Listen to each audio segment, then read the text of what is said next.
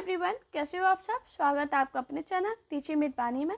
Friend, जैसा कि आपको पता है रोज़ शाम 8 बजे हमारे चैनल पर हिंदी की क्लास होती है। उसके अकॉर्डिंग हम अपनी आज की क्लास को स्टार्ट करेंगे।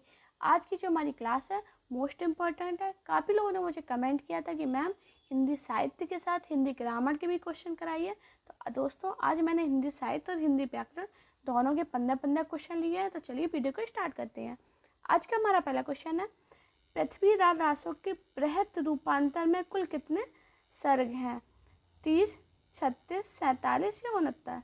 बताइए दोस्तों कि कितने सर्ग हैं। तो दोस्तों आपको बता दें, तो पृथ्वीराज रासों के बृहत रूपांतर में जो कुल सर्ग हैं वो है 69। इसका राइट आंसर है ऑप्शन द। हमारा अगला क्वेश्चन है, पाहुड़ दोहा के रचयिता हैं पुष्पदंत, राम सिंह, सरप्पा या धनपाल?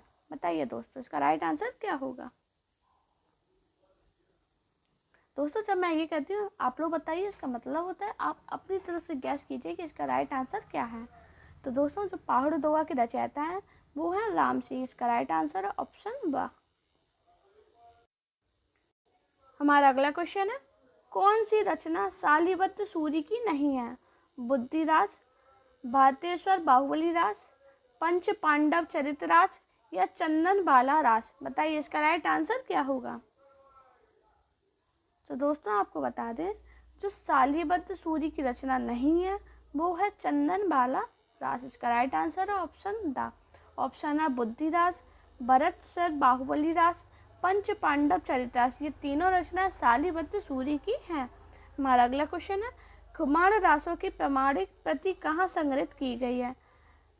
पुणे संग्रहालय, मथुरा संग्रहालय, जयपुर संग्रहालय या ग्वालियर संग्रहालय? दोस्तों आप लोग बताइए इसका राइट आंसर क्या होगा।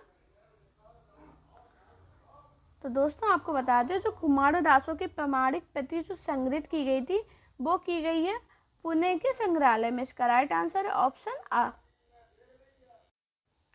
हमारा अगला क्वेश्चन है, इनमें से कौन सी विद्वान पृथ्वीराज रासों को अर्थ प्रमाणिक रचना मानता है?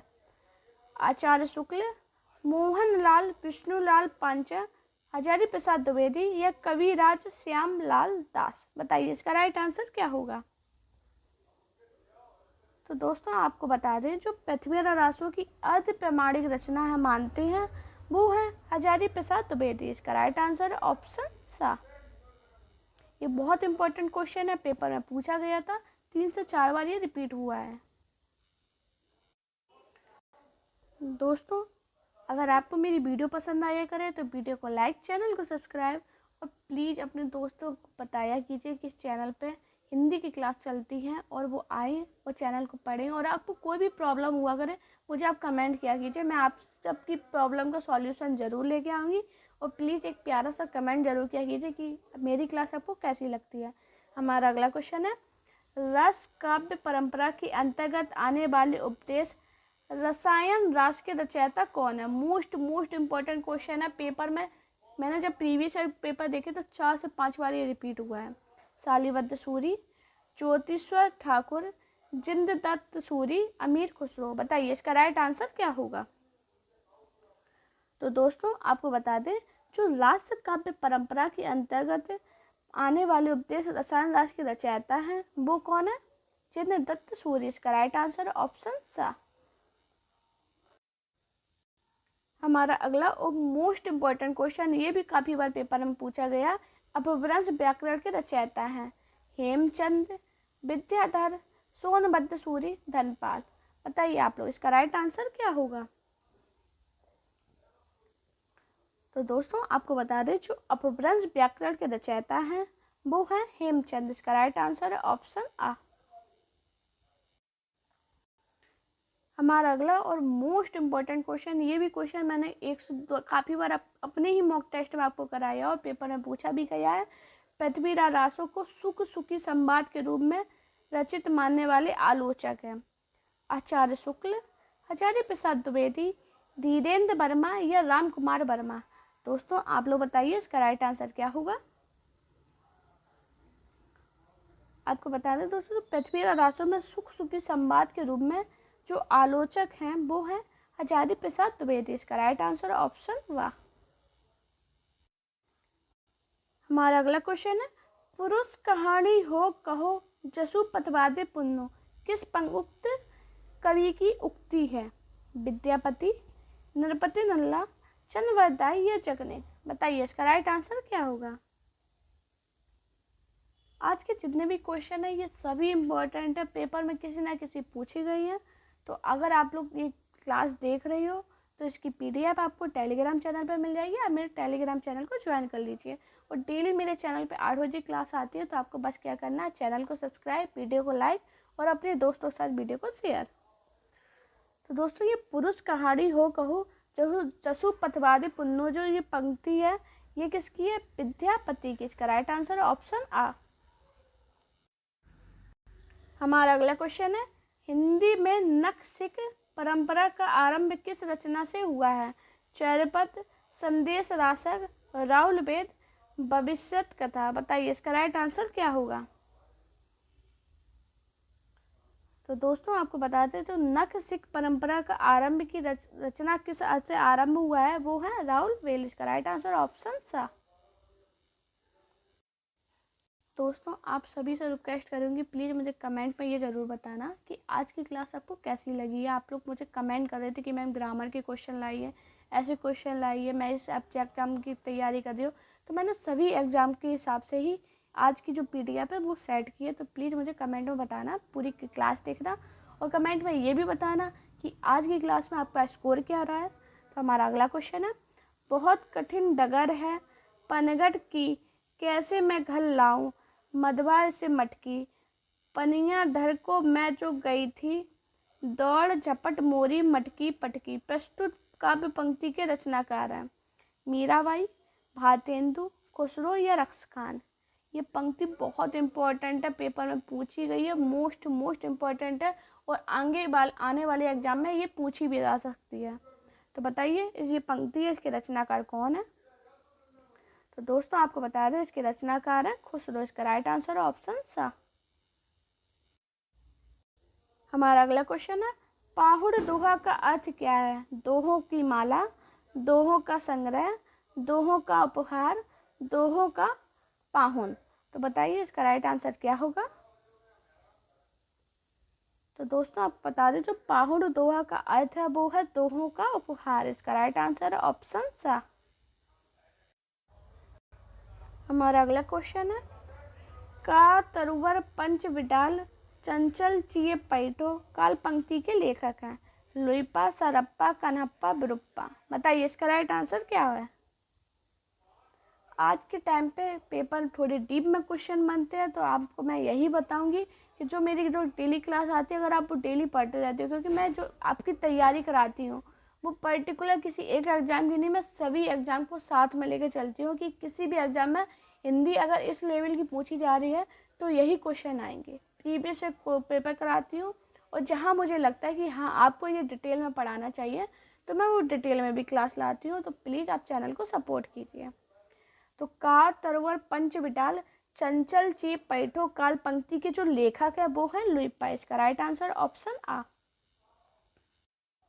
हमारा अगला क्वेश्चन है, अपभ्रंश भाषा में तप साहब प्यास काव्य ग्रंथ की रचना करने वाले कवि कौन है?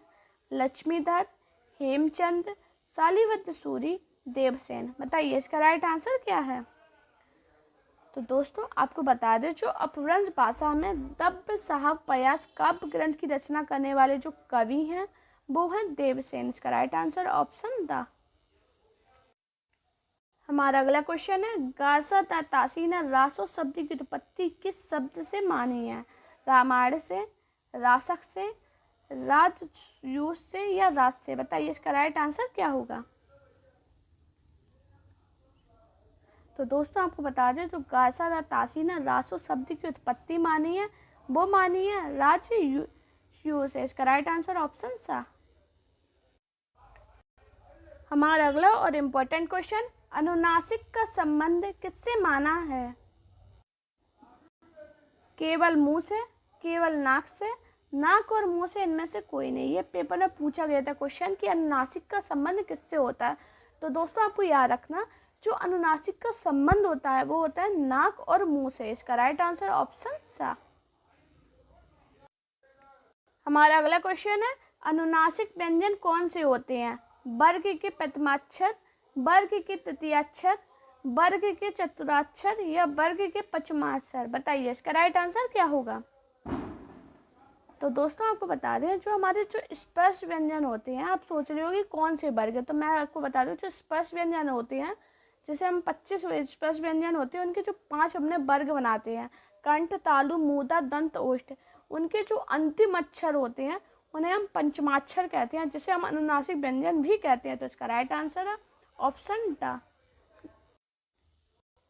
हमारा अगला क्वेश्चन है, तालव्य व्यंजन कौन से हैं? चा, छ, जा, झा, ता, था, दा, धा, टा, ठा, डा, डा या पा, फा, पा, भा? बताइए इसका राइट आंसर क्या होगा। तो दोस्तों आपको बता दें, जो पा, फा, वा है ये है ओष्ठ व्यंजन, और जो ता, था मैंने आपको पढ़ाई भी है, अगर आप नहीं पढ़े तो मैं इधर पे आपको बता दे रही। जो ता, था, दा, धा और ना, ये होती है दंत व्यंजन, और जो टा वाले होते हैं ये होती है टा, ठा, डा, ये होती है मूर्धा। तो दोस्तों ये चा, छा और जा और झा होते हैं, ये होती हैं तालव्य व्यंजन। तो इसका राइट आंसर है ऑप्शन ए। हमारा अगला क्वेश्चन है, यारालाबा किस वर्ग के व्यंजन है? तो दोस्तों मैंने आपको पढ़ाया था यारालाबा किस वर्ग के व्यंजन है, उसमें तालव्य, अंतस्थ या ओष्ठ। तो दोस्तों मैंने आपको अंतस्थ व्यंजन की डेफिनेशन भी बताई थी कि जिन व्यंजनों का उच्चारण स्वरों और व्यंजनों के मध्य होता है उन्हें हम अंतस्थ व्यंजन कहते हैं। और ये होते कौन से हैं? यारालाबा, ये 4 जो व्यंजन होते हैं इन्हें हम अंतस्थ व्यंजन कहते हैं। इसका राइट आंसर ऑप्शन सी। हमारा अगला क्वेश्चन है, स्थान के आधार पर बताइए मूर्धा व्यंजन कौन से हैं? जा, झा, गा, घा, डा, डा या पा, फा? मैंने अभी आपको बताए हैं मूर्धा व्यंजन कौन कौन से थे। टा, टा, ठा, और कौन सा होता है? टड्डा, ड़ा और ये। तो इसमें देखो कौन से मिल रहे हैं। इसका राइट आंसर ऑप्शन सी। हमारा अगला इम्पोर्टेंट क्वेश्चन पेपर में काफ़ी बार पूछा गया, श्रावण किसके योग से बना है? तो दोस्तों मैंने आपको पढ़ाया था, संयुक्त व्यंजन जब पढ़ाए थे तो मैंने आपको बताया था श्रा व्यंजन किसके योग से बना है। तो दोस्तों आपको याद रखना, जो श्रा व्यंजन होता है ये सा और रा के योग से बनता है। तो कहाँ पे है? इसका राइट आंसर ऑप्शन ए। हमारा अगला क्वेश्चन है, ज्ञा वर्ण किसके योग से बना है? ये भी मैंने जब आपको संयुक्त व्यंजन पढ़ाए थे, आप लोग मुझे कमेंट बताना संयुक्त व्यंजन कितने होते हैं। जिसने भी मेरी क्लास स्टार्टिंग से पढ़ी है उसे पता होगा संयुक्त व्यंजन कितने होते हैं। तो संयुक्त व्यंजन जब मैंने पढ़ाए थे तो मैंने आपको तोड़ के भी बताया था कि ये संयुक्त व्यंजन कैसे है। तो जो ज्ञा होता है ये आधा जा और ज्ञा के योग, यहाँ के योग से बनता है। तो देखो इधर पे क्या आधा जा और यहाँ। अब दोस्तों जिसने अगर डिटेल में नहीं पढ़ी क्लास तो वो देखो कन्फ्यूजन हो गया, इधर भी जा और यहाँ है, इधर पे कन्फ्यूजन होगा। तो आपको याद रखना है पहला अक्षर होता है वो आधा होता है और आखिरी अक्षर पूरा होता है, इसके योग से ज्ञा बना था। इसका राइट आंसर ऑप्शन ए। हमारा अगला क्वेश्चन है, त्रिवर्ण किसके योग से बना है? ये भी मैंने आपको संयुक्त व्यंजन में बताया था। तो त्रिवर्ण किसके योग से बना है? देखो इधर पे मैंने अभी क्या बताया, पहला वर्ड होगा वो आधा होगा और दूसरा पूरा होगा। तो आधा ता और रा के योग से त्रा बनता है। इसका राइट आंसर ऑप्शन बी। हमारा अगला क्वेश्चन है, छा वर्ण किसके योग से बना है? तो मैंने अभी आपको बताया छा जो होता है पहला, तो देखो ये है संयुक्त व्यंजन। तो संयुक्त व्यंजन में ये किसके योग से बना है? आधा का और सा के योग से। इसका राइट आंसर ऑप्शन आ। हमारा अगला क्वेश्चन है, निम्नलिखित में से संयुक्त व्यंजन कौन से हैं? छत्तज्ञासरा, या रा लावा, सा सा हा, ये इनमें से कोई नहीं। तो दोस्तों आपको मैंने बताया था संयुक्त व्यंजन कि 2 अलग अलग व्यंजनों के योग से बने व्यंजन को हम संयुक्त व्यंजन कहते हैं। और वो कौन कौन से हैं? छत्र, ज्ञा और स्रा। इसका राइट आंसर है ऑप्शन आ। हमारा अगला क्वेश्चन है, निम्नलिखित में से द्विगुण व्यंजन कौन से हैं? डा, डा, सा या वा, इनमें से कोई नहीं। ये पेपर में बहुत पूछा जाने वाला क्वेश्चन है और अक्सर अगर आपने डिटेल में नहीं पढ़ी है तो आपका ये क्वेश्चन गलत होता है। तो इसका राइट आंसर है ऑप्शन आ। हमारा अगला क्वेश्चन है, निम्नलिखित में से ऊष्म व्यंजन कौन से हैं? सा हा, या रा लावा, छतज्ञा या टा डा डा। बताइए। तो दोस्तों जो ऊष्म व्यंजन होते हैं, ऐसे व्यंजन जिनको हम बोलते समय ऊष्मा या गर्मी पैदा करते हैं, उन्हें हम ऊष्म व्यंजन कहते हैं। और वो होते कौन कौन से हैं? सा हा। तो इसका राइट आंसर ऑप्शन है। इसकी मैंने आपको ट्रिक में बताई थी। ऊष्म व्यंजन में क्या थे? S3H। हमारा अगला क्वेश्चन है, हिंदी वर्णमाला में संयुक्त व्यंजन की संख्या कितनी होती है? तो दोस्तों आपको बता दें, जो हिंदी वर्णमाला है, इसमें जो संयुक्त व्यंजन की संख्या होती है वो होती है 4। इसका राइट आंसर है ऑप्शन ए। हमारे अगले 2 क्वेश्चन ये आपके लिए हैं। हिंदी वर्णमाला में व्यंजनों की कुल संख्या कितनी होती है? तो दोस्तों आपको मुझे कमेंट में बताना है कि हिंदी वर्णमाला में व्यंजनों की कुल संख्या कितनी होती है और हिंदी वर्णमाला में स्वरों की कुल संख्या कितनी है। आई होप, मैं आपसे उम्मीद करती हूँ कि आप लोग इस क्वेश्चन का आंसर सही बताओगे। तो देखते हैं कमेंट में कितने लोग इसका आंसर सही बता पाते हैं। दोस्तों अगर आपको मेरी वीडियो पसंद आई हो तो वीडियो को लाइक कीजिए, चैनल को सब्सक्राइब कीजिए और अपने दोस्तों से इस वीडियो को शेयर कीजिए। सभी लोग मुझे बताना कि आज की क्लास में आपका स्कोर क्या रहा है और आज की क्लास आपको कैसी लगी है। आप मेरे टेलीग्राम अकाउंट को ज़रूर ज्वाइन कर लेना, उस पर आपको ये PDF मिल जाएगी। मेरा टेलीग्राम अकाउंट है टीचिंग विद वानी और मेरा इंस्टाग्राम अकाउंट है वानी शर्मा ऑफिशियल, जिस पर आप जाइए, मुझे फॉलो कीजिए। आपको कोई भी पढ़ाई से प्रॉब्लम हो रही है तो मुझे जाइए कमेंट कीजिए, मैं आपकी सॉल्यूशन जरूर लाऊंगी आपकी प्रॉब्लम का। प्लीज़ दोस्तों अपना प्यार और सपोर्ट चैनल पर इसी प्रकार बनाए रखिए। Thank you guys for watching this video.